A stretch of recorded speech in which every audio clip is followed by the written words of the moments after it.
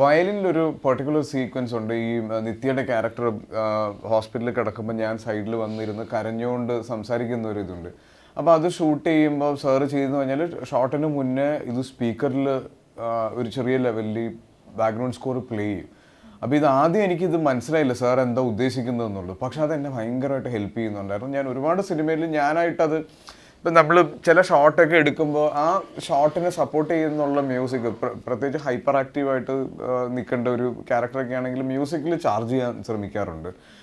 Adios Amigo shoot ചെയ്യുമ്പോൾ എൻ്റെ introduction ഉണ്ടല്ലോ, ഞാൻ ആ വരുന്നത് അത് ശരിക്കും ആ ഹെഡ്ഫോണിൽ ഞാനൊരു ട്രാക്ക് പ്ലേ ചെയ്ത് ആ ട്രാക്കിൽ ജാം ചെയ്തുകൊണ്ടാണ് ഇറങ്ങിയത്. അപ്പോൾ മ്യൂസിക് ഭയങ്കരമായിട്ട് ഹെൽപ്പ് ചെയ്യും.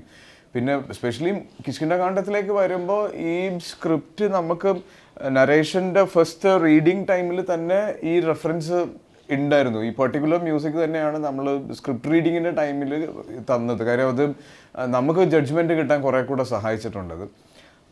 പിന്നെ ചില ഈ കിഷ്കിന്ധാകാണ്ഡം എടുക്കുന്ന സമയത്ത് എനിക്ക് റിക്കളക്ട് ചെയ്യാൻ ഇപ്പം നമുക്കുള്ളൊരു വലിയ പ്രശ്നം ഒരു സീൻ എടുക്കുമ്പോൾ, ഒരു ഇമോഷണൽ സീൻ എടുക്കുമ്പോൾ അത് ഒരൊറ്റ കണ്ടിന്യൂസ് ആയിട്ടുള്ള പ്രോസസ്സല്ല. നമ്മൾ സിനിമ കാണുന്ന പോലെ അല്ലല്ലോ.